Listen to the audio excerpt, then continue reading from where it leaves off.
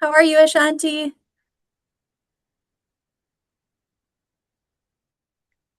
Hi, good morning. I'm doing pretty good. How are you? Good morning. It still is morning, isn't it? Yeah, it's almost lunchtime. I'm excited. Ate an early lunch, so Nice. How's everybody else? everybody else is good. Hi, Miche. Hi, Celeste. Hi, Sakura. Hi, Hello. Marisol. We'll give everybody just another minute and then we will get started. Nice. Well, thank you for hosting this Zoom call. This is the first time I ever heard of this grant, so I'm excited to hear more. Very good. I'm glad you're here. So we'll dive right in. Thank you.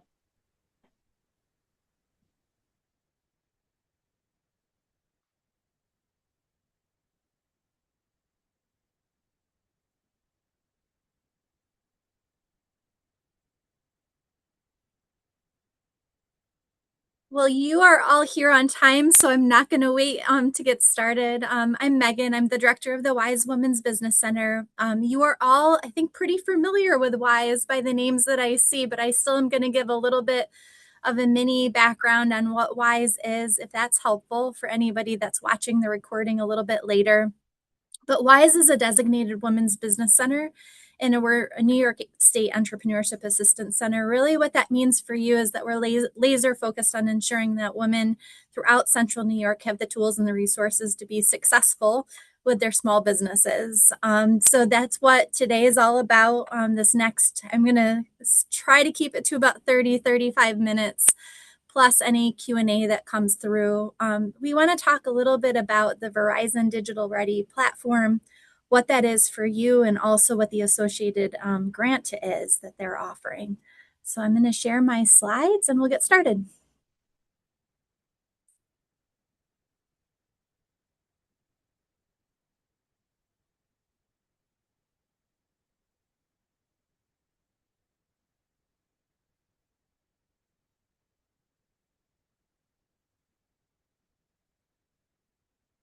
Ashanti, because I can see you, if you don't mind giving me a thumbs up that you see the slides. All right, we're off to a good start. So, what is Verizon Digital Ready? I want to give a little bit of a background on what the platform is before we start talking about the grant, because this will be a really important part of you being eligible and being able to apply for the grant. So, first things first, we decided to partner with the Verizon Digital Ready platform because as a women's business center, we had access to that partnership and we took some classes over the years. This has been something that's been around for a while and we valued them.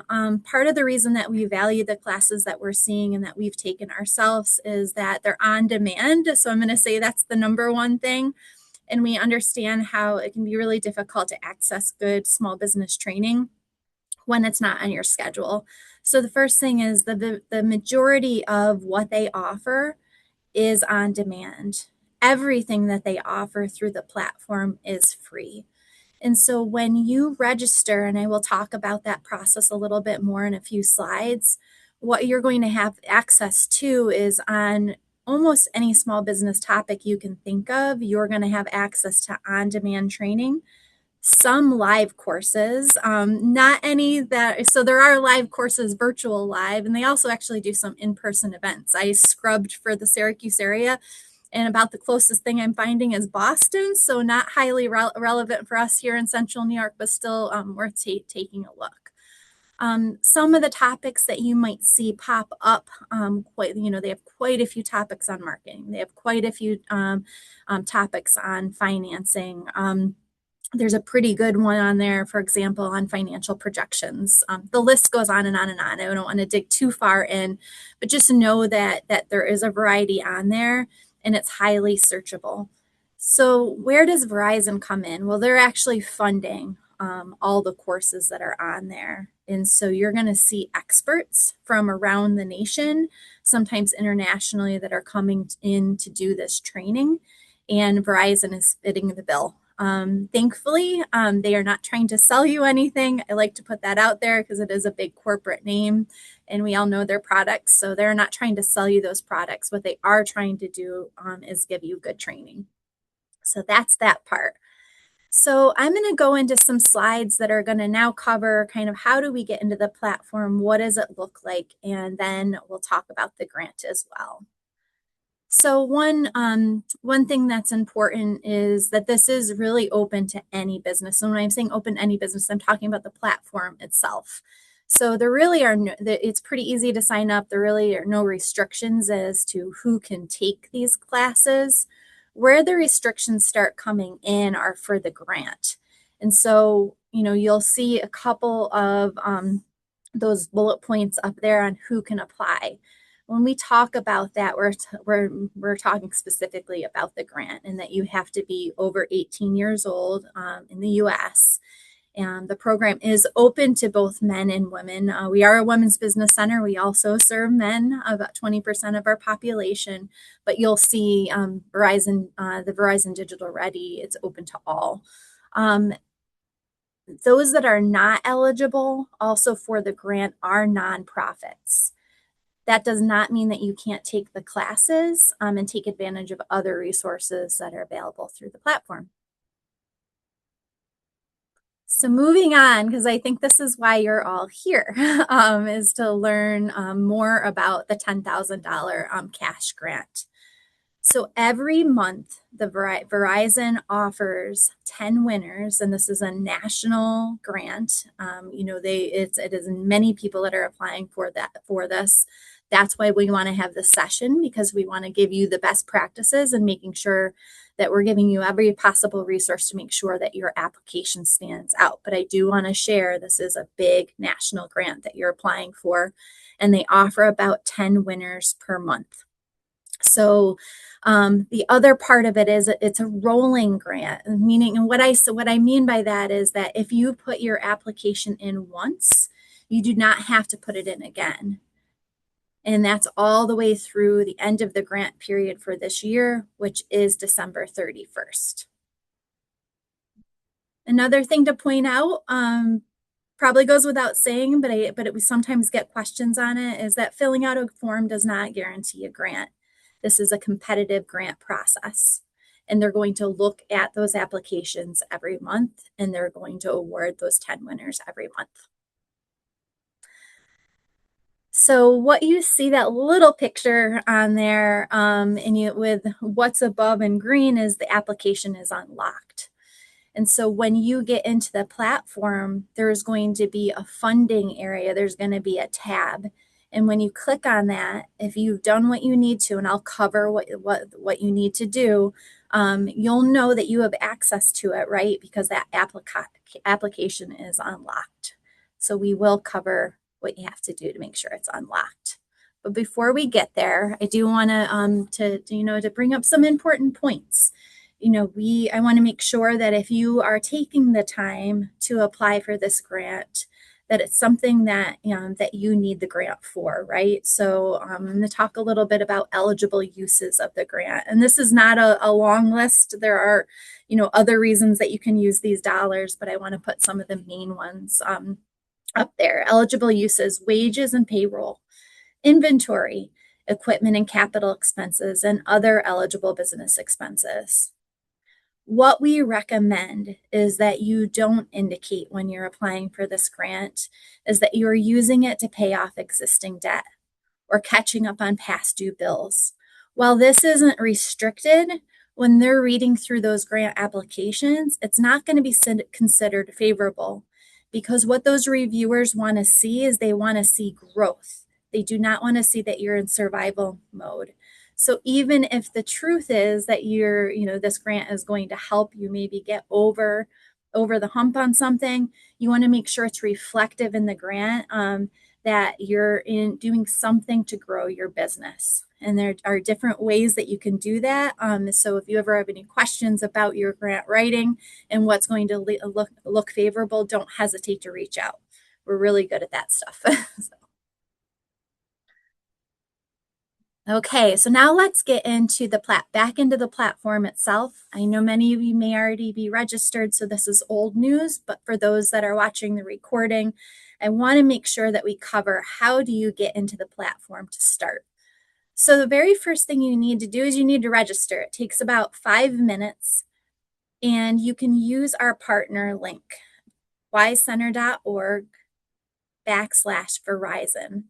That's our dedicated partner link. And I'll talk a little bit more about why that's important.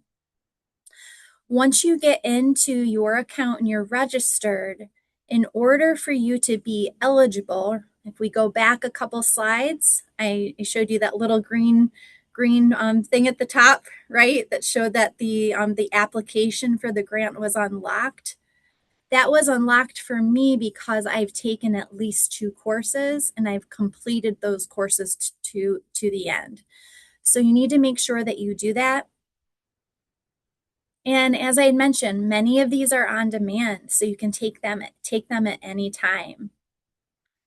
A little bit of a tip, this one I think is great, is there is an area within the platform that you can filter for the types of classes that you want. And so if you don't have a lot of time, one of the tips is that you can check mini courses, and all mini courses, and this includes the video, this includes the quiz, and it includes the survey, are going to take 15 minutes or less.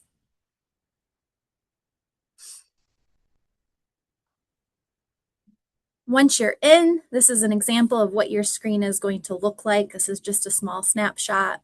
This is also where you can find the filter.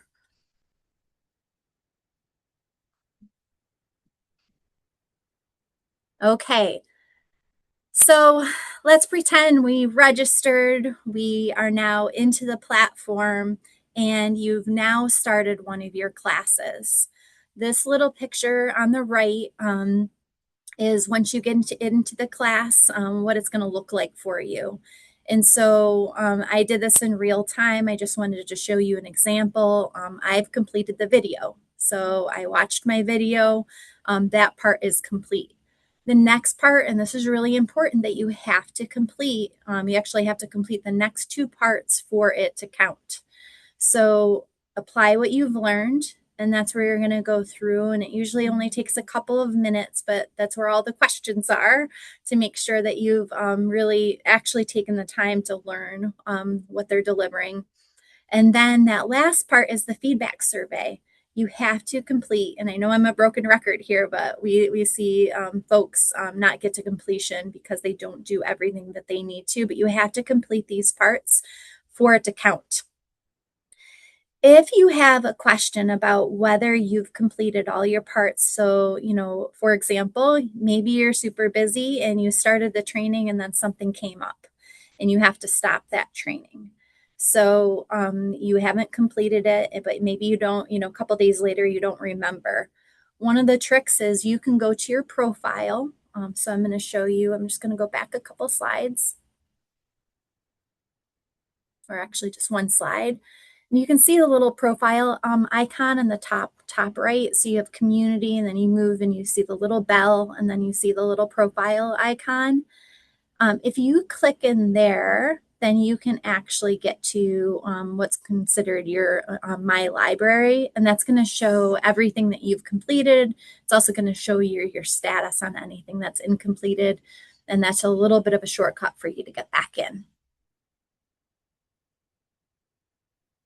And that's what it looks like.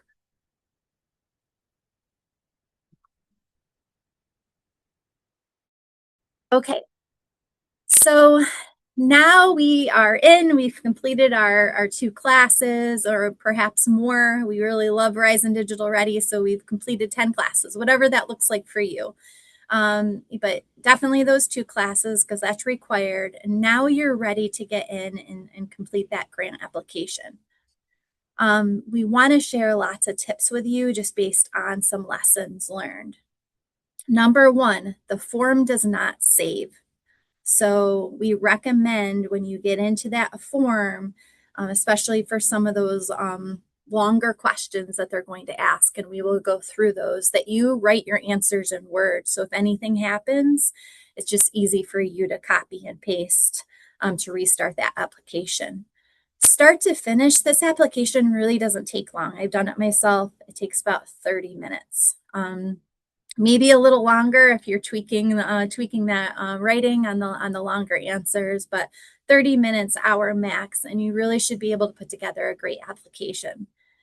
They developed this grant application. They really tried to make it as straightforward as possible so that any business owner, whether you are just getting started, or you're a year, you're 3 years in business, whatever that looks like for you, that it's pretty easy for you to accomplish.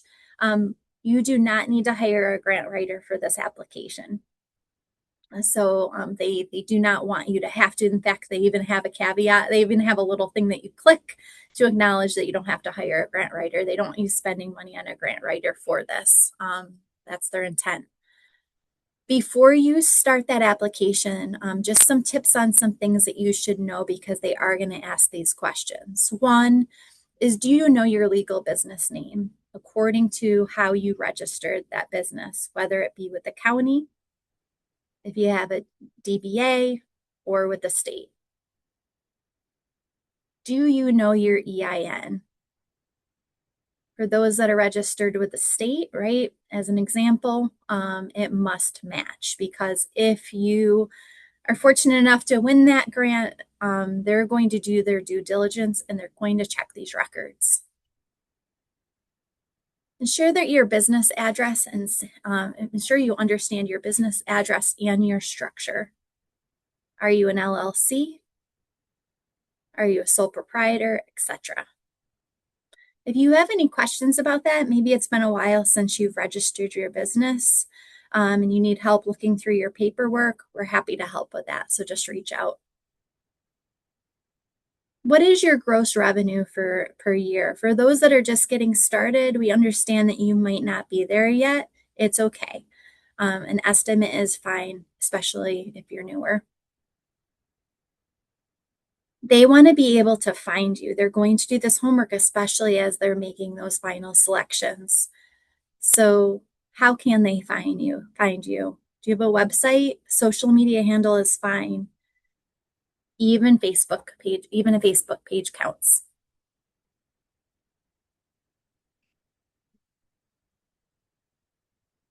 All right. So the next parts, we're going to dig even further into the application, and this is mostly going to be based around both mistakes we want you to avoid, but also some tips for the questions.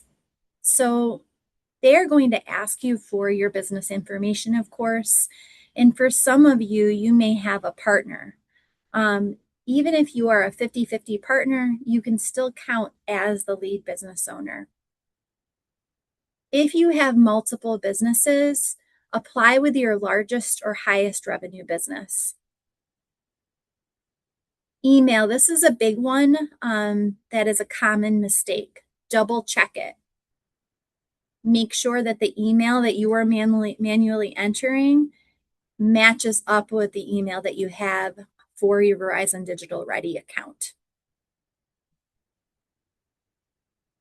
Ensure that your name is accurate. So for example, if LLC is in your registered business name, you need to make sure that you include that in the name that you're putting down. Start date. Use the date you registered your business, even if revenue came later. And employees, we'll go through this one a little bit more in another slide, but employees, W-2 only, that's what they're looking for. They're not looking for contractors. And you can include yourself as one of those employees. Okay, so these are what we consider the most important questions. What we've gone through so far are a lot of the kind of those admin basic questions. But the next questions we're going to talk about are the ones that actually make or break your application. These are the ones that are going to make your application stand out. So you really need to pay attention to these. Number one, each allows 1,000 characters. Use every single word as long as those words mean something. One sentence answers will not stand out. And this is where you can stand out, because what tends to happen in these types of applications, especially when you have thousands of people applying, right, is you're going to have a healthy percentage of those that don't take the time that they need to really write standout answers. So put your time in here. The three questions, and we'll go through each of these, are: how do you give back to your community? How will you use the $10,000 and how will it benefit your business? And what was your experience with the platform's courses? They want success stories. They want to award businesses that are in the community doing great things. So let's talk about that a little bit. So, how are you giving back to your community? Think broadly on this one. Talk to your friends and neighbors, talk to your fellow business owners. Sometimes it takes that conversation for us to realize how many great things that we're doing within our communities. So this isn't just formal programs or donations. Think about any mentoring that you're doing, even if it's informal, which often it is, right? Volunteering, hiring locally, donating products or services, that all counts. How are you partnering with other businesses in your community? How are you helping them stand out in the community? All of this counts. I'm betting that every single one of you is giving back in some way, even if you may not be thinking of it in that way. And be specific. The next question that I really want you to put some thought into is: how are you going to use this money, right? How is $10,000 going to benefit and move your small business forward? Do not write marketing supplies and call it done, right? And this is on there because this is actually, this happens. Name exactly what you'll buy, why, and what it changes in your business to help it grow. As an example, if it will help you hire or serve more clients, say so. An example: I will purchase a commercial pasta maker that will triple my production and let me supply 2 local restaurants. This is a very specific way that this business owner is going to use that money.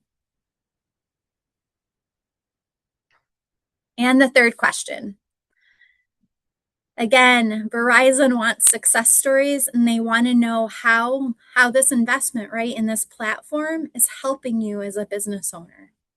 So this is where you get to tell that story about the courses that you've taken and specifically how they are how they've applied and they're helping your business grow. Reviewers want to see engagement. They don't want proof that you just click through.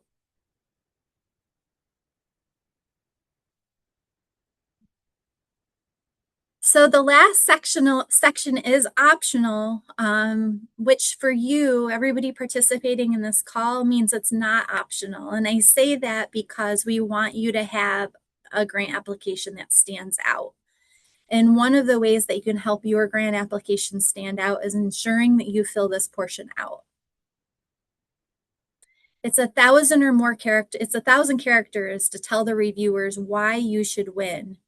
Use every word. This is where your story can go, right? What have you overcome? We know small business isn't easy.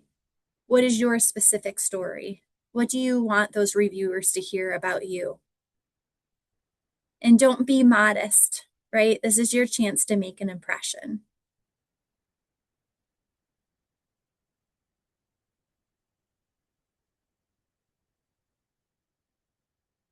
Okay, so we've gotten through those are 3 to 4 of those longer answer questions. Everything else that you're going to find in the application is either you're clicking on something, or you're filling out some admin level information for your small business. This I already talked about a little bit, but I want to highlight again. If you are selected as a finalist, you must submit your tax records, and it's at that time, right, that they're going to take a look and to make sure that everything that you put down in your application matches what they see in those records. So, for example, if you are an LLC, make sure that matches up. If you are unsure about this portion, this is where you can utilize organizations like WISE if you need any help kind of taking a look at that paperwork with you.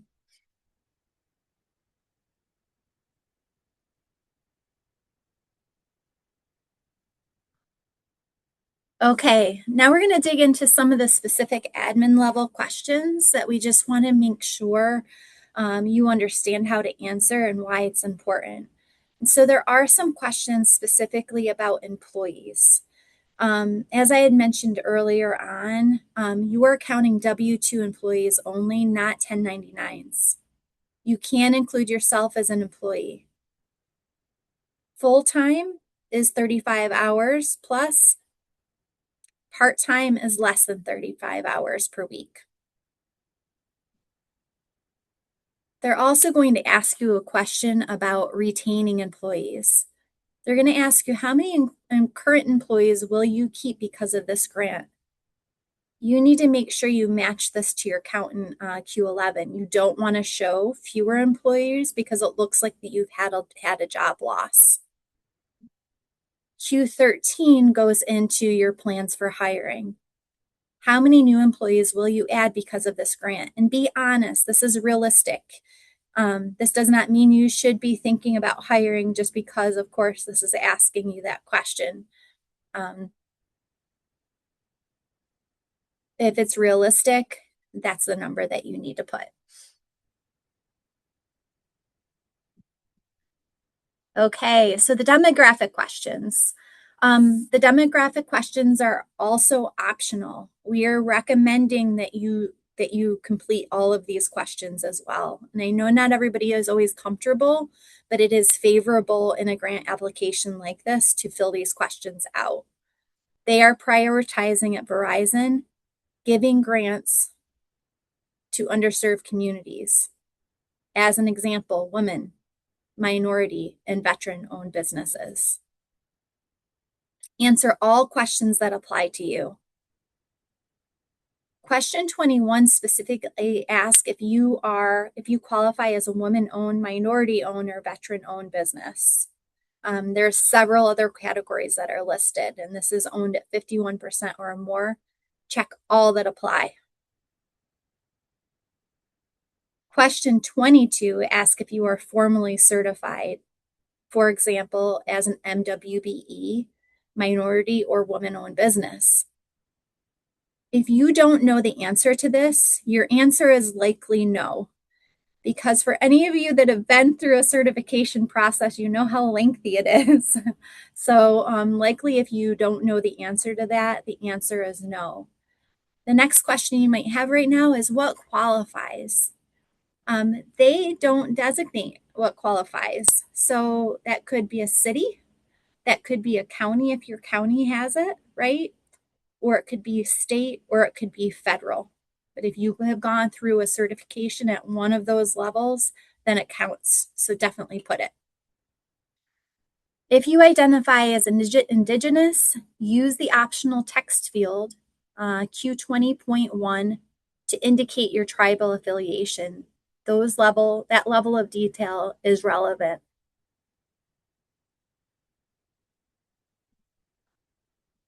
Okay, and here's the fun one that's connected to WISE. They're going to ask you how you heard about this opportunity. I'm going to encourage you not to just write social media or a friend. We are a partner, and so that's considered favorable.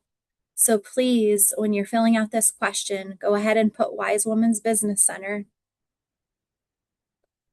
And then they're going to see that you're connected with WISE. And that also helps us track impact. Okay, I'm almost there, I promise. I know it's a lot of information, but I just want to, again, continue to hit on some lessons learned, some of these which we've already covered. Some of the lessons learned, business name and the tax ID don't match. The wrong email address, we already covered that one, right? And so what we mean by that is that you need to make sure that you are using the same email address that you utilize to set up your account through Verizon Digital Ready. And on the other side of that, that's how they're going to contact you. So make sure that you're paying attention to those emails, which I know this one's hard because they send a lot of emails. But if you are a finalist, that's the only way that they're going to notify you. So you want to make sure that you are seeing those.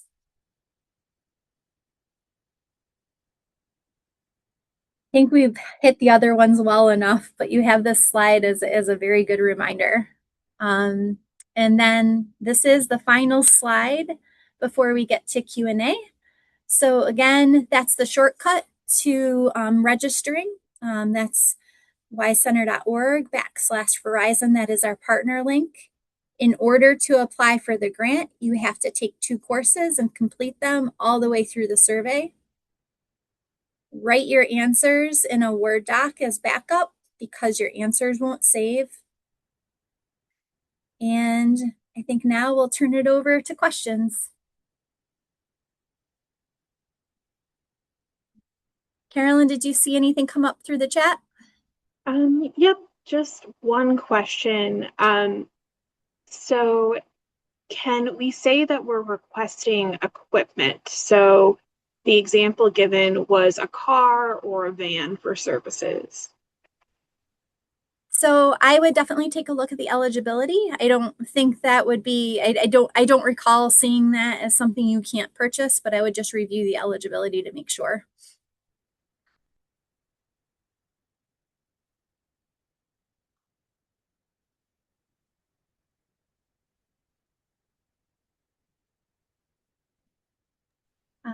Yes. Okay. I see that one. Yes, we have recorded this and we will send it out along with the slides.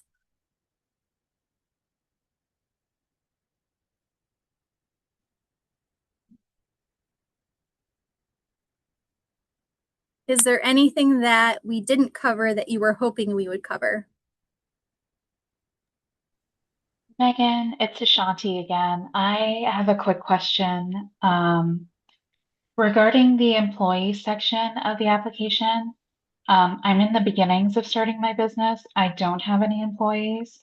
So would that mean if I include myself, would I have to fill out a W-2 form? Or is it okay? Yeah, you're okay. So just go ahead and put the 1 for yourself, Got it. and you should be good Awesome. to go. Thank you. Because I'm like, wait, I don't know what to do about that. But thank you for clarifying. I appreciate it. And that's a great question, Celeste. You can use your social if that's what you're utilizing for your taxes.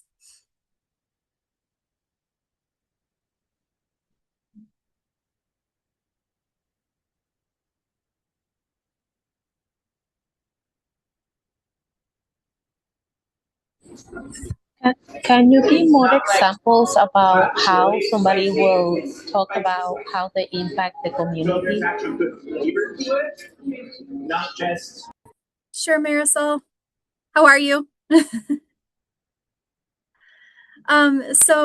Sure, I can give some examples. Again, this is highly personal. This is about your business. And this is why I kind of gave that example. Talk to friends, talk to partners, because sometimes we don't see ourselves in what we're doing within our community every day. But if you're out there educating and giving training, right, that's an example. That could be an example of how you're giving back. If you're partnering with other businesses, that's a great way of impact on your community. If you are hiring interns, right, student interns, or you have youth as part of your business model, and you're mentoring, coaching, hiring them in some way, those are all great examples of how you're giving back to the community. Marisol, do you have any examples? Yes, I think like many, especially for us Hispanic, a lot of organizations during Hispanic Heritage Month ask us to participate in panel discussions cultural events, and many times we don't get paid for that. So just being part of like the Hispanic Youth Leadership Program, where high school students will go to Albany to learn about legislation and all of that. So sitting down in a panel discussion year after year for 8 years without getting compensated, I think that might count as our giving back to the community and sharing our stories on how we became leaders and the impact that we have had in our community. Absolutely. Thank you. I see the question from Mishay. Can you tell us a little bit more about the online training we're to expect? Sure, I'll do my best to answer this one succinctly. I do encourage you just to get in there and explore. Literally, and I've done this myself, you can type in just about any type of small business topic and they're going to come up with something in there. And so, as an example, I went through a training last night. I was more curious about some of their mini courses in addition to the ones I had already done. So I did one on business credit, right? We all talk about personal credit a lot. I was looking specifically at their one on business credit because I wanted to see if it was worth a training that we're going to incorporate into a program that we have coming up as an example. And it was a 7-minute video. It was a few minutes of Q&A. And what I've really appreciated about any of the topics that I've taken is that there's not a lot of filler. So I do feel like it's pretty direct and to the point. So usually what you can expect for their on-demand is they're going to have a video. They're going to have the Q&A, the questions, just to see if you've learned from that. And then they usually have some sort of downloadable PDF as well that kind of captures what we've just learned. Most of the courses are anywhere between like 15 minutes and 1 hour. Some are longer. The last thing I'll share is that you might see that there's learning paths. Learning paths are not individual classes, but if there's something that you want to learn, they may suggest a path where you're taking multiple classes to get to your end goals. So I hope that helps. Someone sent this question, and let me see. I'm not going to read it out loud. So somebody asked, and I will share. Somebody asked if we're willing to review an application before it's sent, and we're happy to. So if that's something that you would like us to do, and again, you can't save it, so you're going to have to kind of write out the answers in Word first. Feel free to send that to wisecenter@syr.edu. It will likely come to me, and I'd be happy to review that for you.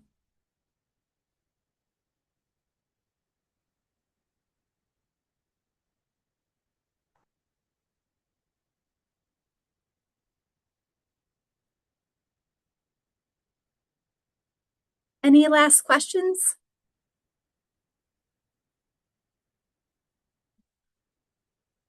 I just got clarity on the question. The question was, can we see the questions first before applying?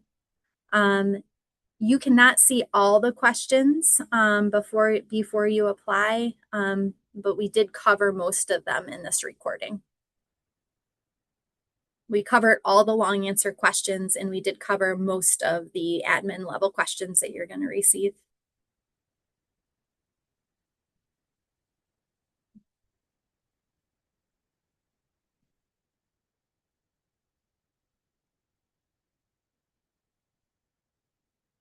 All right, very good. Thanks everyone for being on, and don't hesitate to reach out if we can help in any way. Thank you so much. Have a good afternoon. You too. Thank you. Thank you.